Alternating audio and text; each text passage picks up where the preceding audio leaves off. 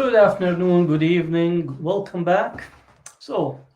Today I'm just going to go a little bit more into discussing the my recent article on five steps that could be taken, or five steps that Israel can take to facilitate and help the Palestinians achieve a higher grade within the World Happiness Index. I don't know if you heard it or not, but yesterday the report, the World Happiness Index, came out, and long and behold, we have Israel clogging at number 9, the ninth happiest place on earth. Isn't it so though that you could be happy while running an apartheid system, a settler colonial project?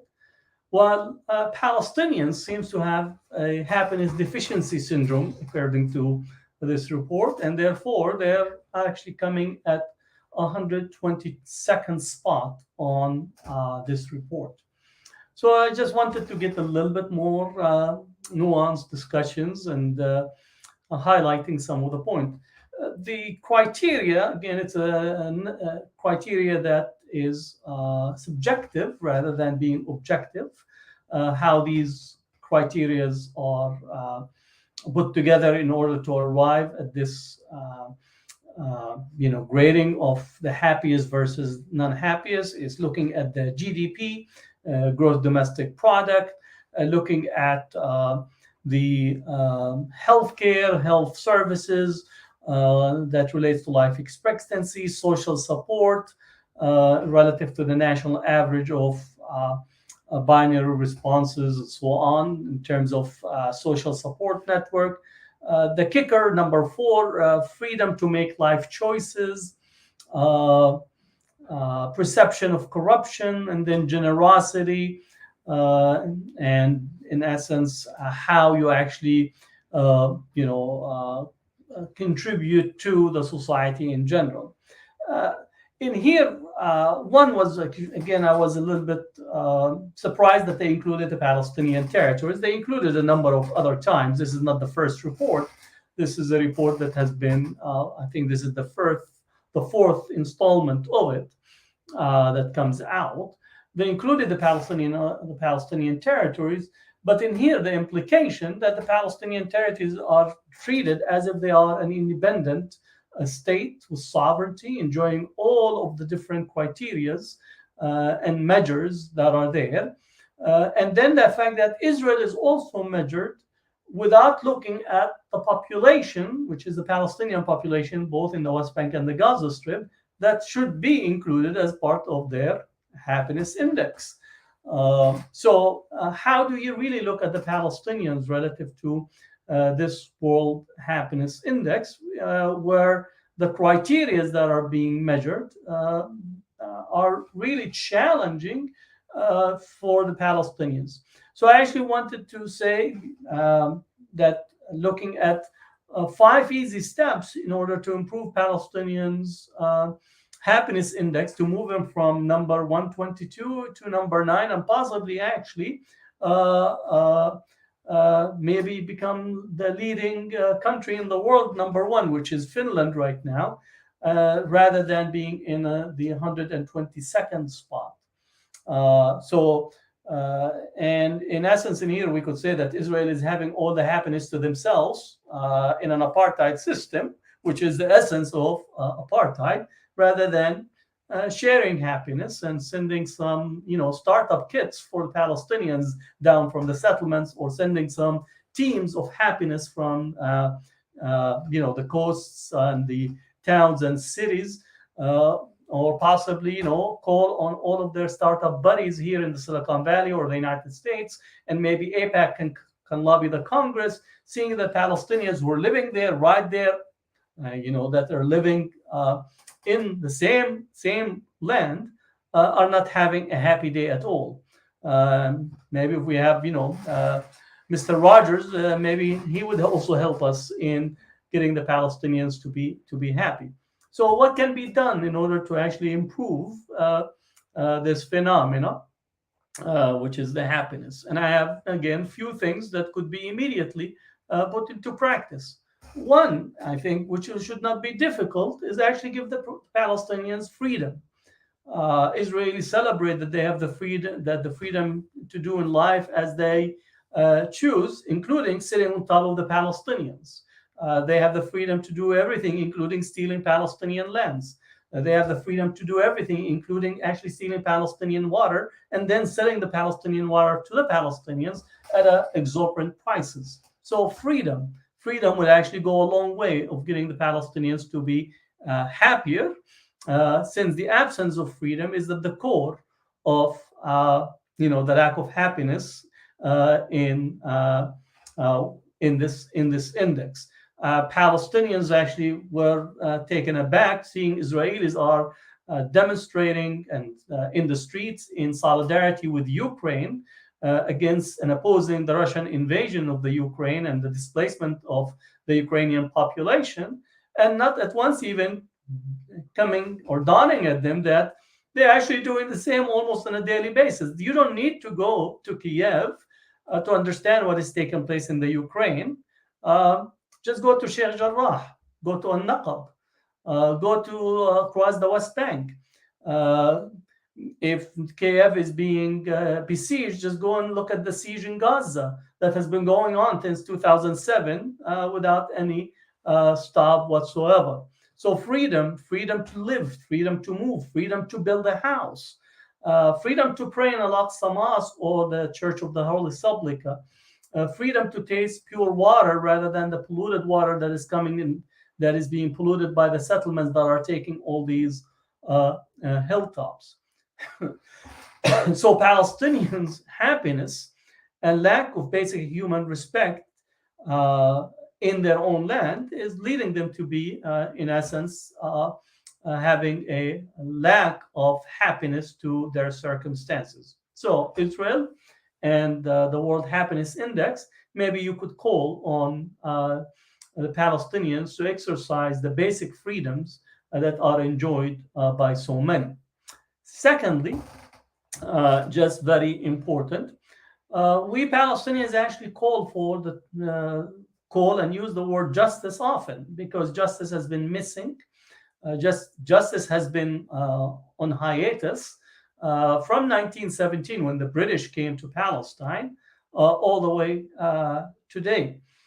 Justice that makes the settler Jacob in Sheikh Jarrah talking and saying to Al Kurd family that if I don't steal your home, someone else will. And rather than arresting Jacob, taking him to jail, or arresting the other settlers who have taken over parts of the neighborhoods in Palestine, no, they direct actually the Palestinians to go to a court system, a military court system, or a court system that is staffed by settlers to pass judgment on the Palestinians. So justice will go a long way to change the conditions of Palestinians. And yes, I agree, Israelis are happy. I bet South Africans under apartheid were happy. South African whites were happy in running an apartheid system, having the nice towns, clean towns, while the black South Africans were coming, doing all kinds of menial labor work on a daily basis, being shafted, subject to past law, places where they can drive and can't drive, all that. So again, I can understand the happiness in an apartheid system, while at the same time having misery be visited upon the population that is living in these conditions. So justice that can examine war criminals and war crime records for the Palestinians that have been committed against the Palestinians, records of the ethnic cleansing of some 452 or 450 and sometimes 480 villages and towns. Justice that will actually looks and examines all the kids that have been killed, the legs that have been shattered, the eyes that have been shot at by all these snipers, that they think it's bravery to actually shoot at unarmed civilians during the March of Return in Gaza. So all this justice will go a long way with Palestinians feeling that somebody is actually addressing some of their issues with a measure of justice. So the fact that we come at 122nd spot is not surprising, because it's only looking at these GDP and these factors and missing the big point, which is that you cannot be happy living in a unjust system that is imposed upon you. Third, Palestinians will actually be very, very happy if the right of return is implemented. Right of return for the Palestinians to come back to their homes, to their lands, to their property. And I can understand Israelis are happy to be living in somebody else's home, to have stolen the land that belong to the Palestinians, to eat from the fruits that the Palestinians had, to actually devour the lemon trees, the vineyards, to really crisscross the Palestinian land and be happy about it, while the Palestinians, who often can see their own homes, are unable to come and access those homes and those lands. The majority of the Palestinians in Gaza are those who are ethnically cleansed from the 1948. Those Palestinians in Lebanon are those that have been cleansed in 1948. Many who live in the West Bank, that live in the refugee camps, also are ones that, as a result of the 1948 expulsion. So again, right of return. And I know that some within the pro-Israel Zionist circles will immediately say, oh, this will be an existential threat. Well, the Palestinians have been living an existential threat since the first day that Zionism have unfolded its settler colonial program on Palestine. And why is it that your sense and your entitlement to settle and ethnically cleanse the Palestinians should be the concern for the indigenous population, that their land that you have confiscated, your homes that you lived in, their villages that you have demolished, and their agricultural products that you have devoured? So Palestinians are calling for the right of return, and that will go a long way to actually improve and change their sense of happiness that is rightly so lacking. How can you be happy if most of your family is completely cut off into different places? Those in Lebanon can't visit their relatives across in the northern part of Palestine, or those in Gaza can't cross to see their own land, their cousins, their relatives that possibly have stayed, or those in Jordan can never actually come back and live and share their joys and their sorrows with their counterparts that continue to be in Palestine.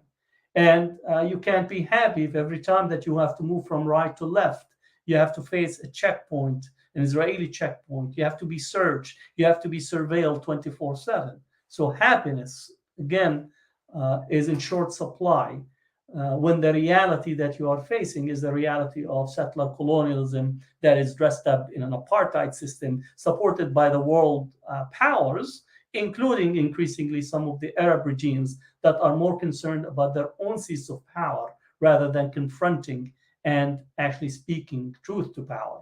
So again, the right of return for the Palestinians will be paramount in this case.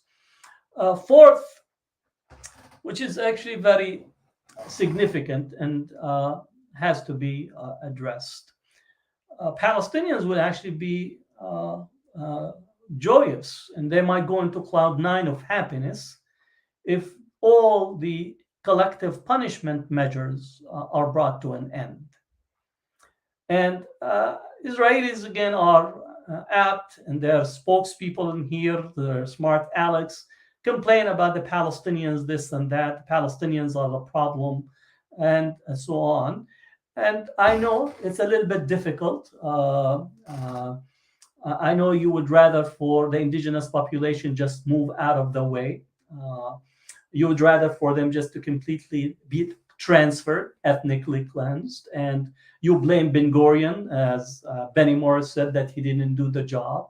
And Benny Morris says that you can't make an omelet without cracking eggs. And I'm sorry that you had to crack Palestinian eggs, but it seems that there were too many eggs to be had.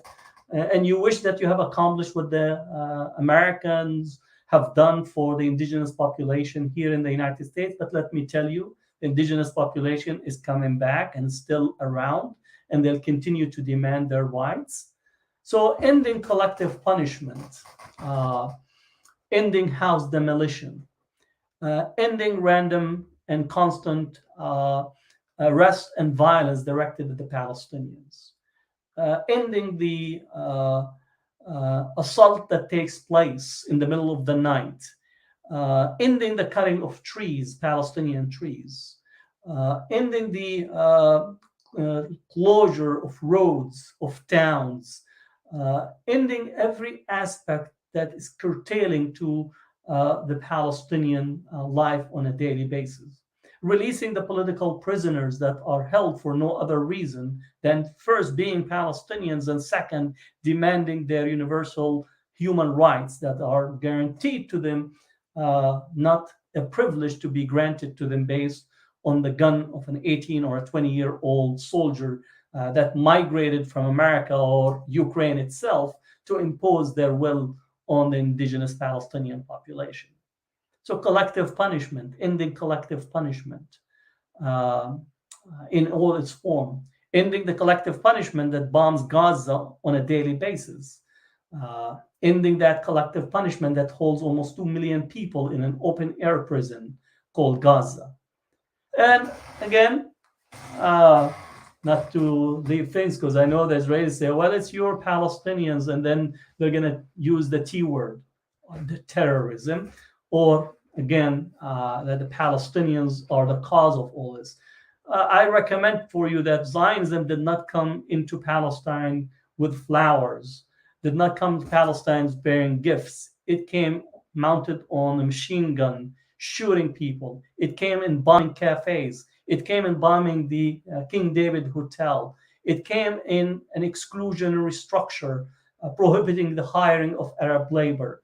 It came into Palestine mapping, surveilling Palestinians and cooperating and working with the British from the institution of the mandate all the way up to the last few years, where disagreement upon colonial powers, meaning the major colonial power of Britain and the Zionists, does not negate that it was a violent movement from its inception. Zionism wanted to actually raise Zion by means of the gun, not by means of the book. And long and behold, today you come and call the Palestinians being violent. Well, you wrote the book on violence. Ben Gurion wrote the book on violence. Vladimir Jabotinsky wrote the book on violence.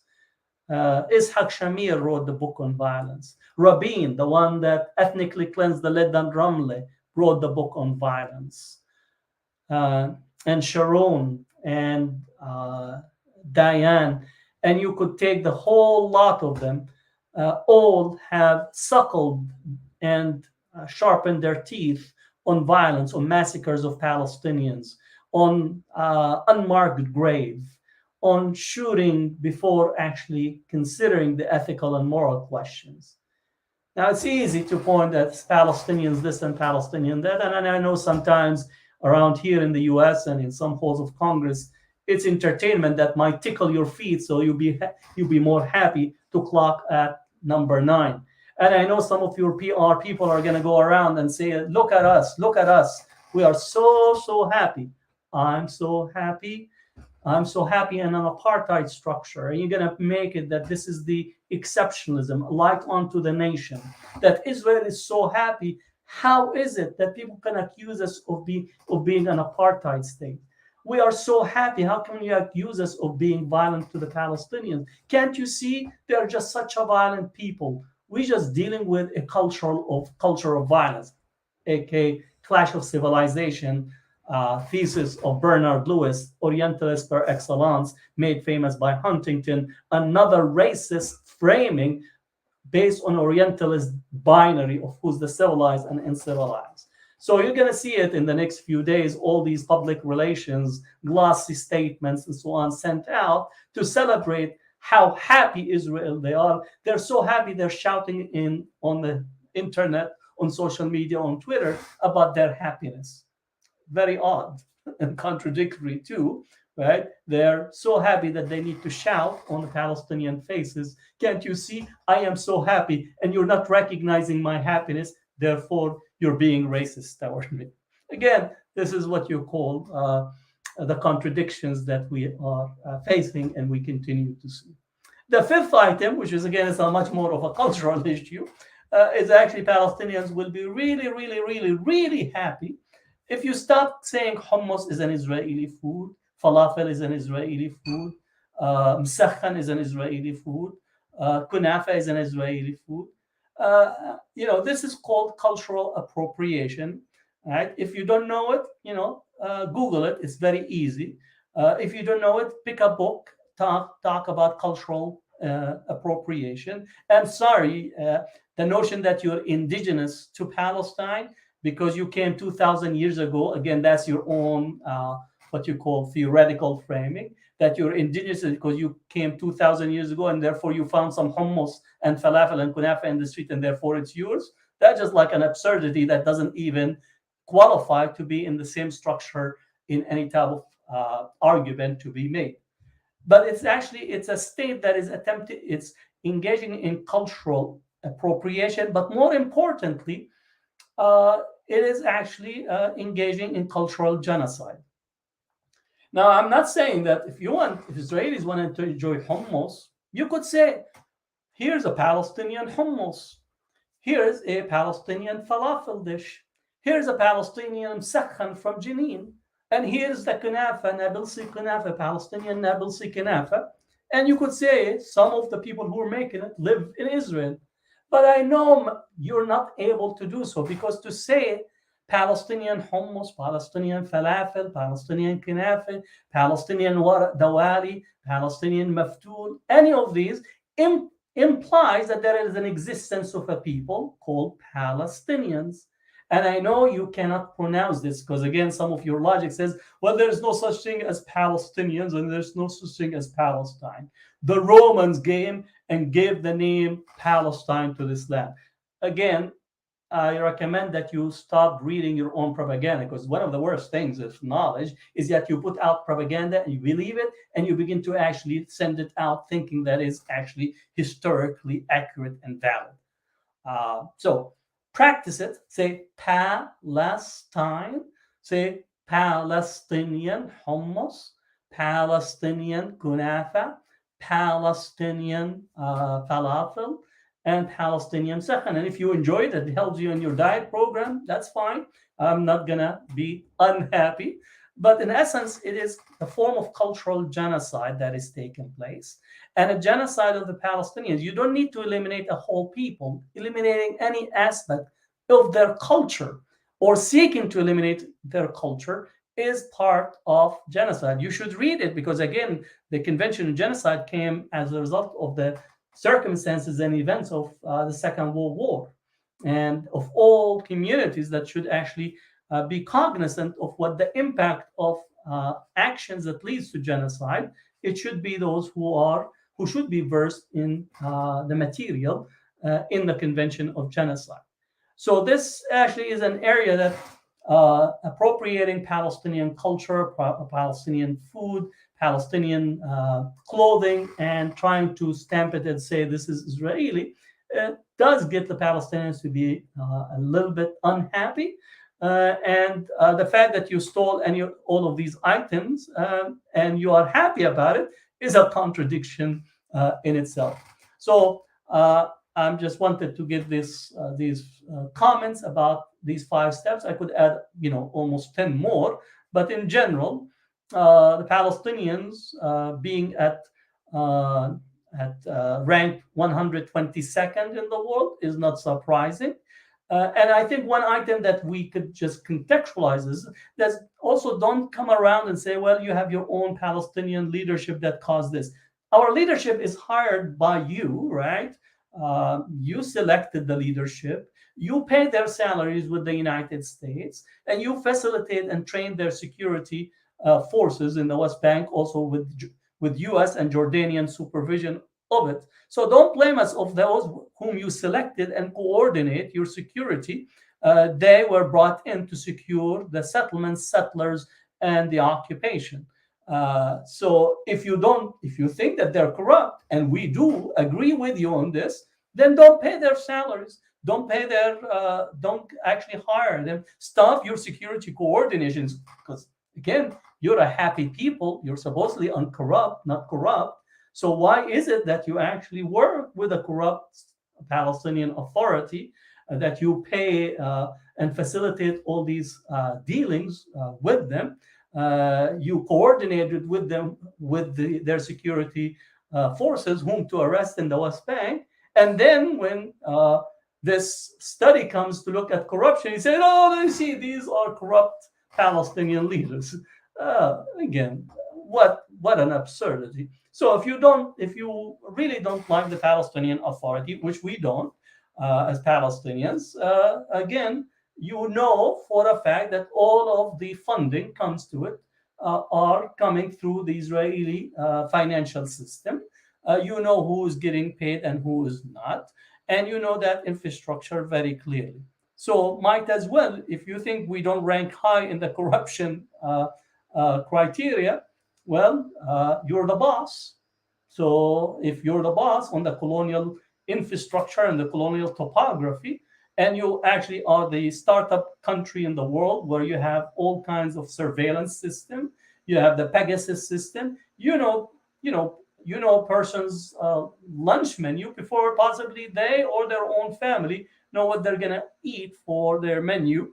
And therefore, you actually come and blame us for the colonial structure that you've implemented and the corruption that you have set up in the place. Again, maybe I'm being a little bit more facetious. I'd love for Israel, since you are the startup country, maybe to actually send the Palestinians happiness startup kits. Send it out to the refugee camps, send it out to all over the Palestinian areas. Again, you know the Palestinians, they're the laborers that every day come to your own restaurants, streets. They're building the settlements. You hire them because there's no other labor force. So if you think they are not happy, then should it be as a human beings that are happy, that are content, that represent the best, because to be a light upon the nation?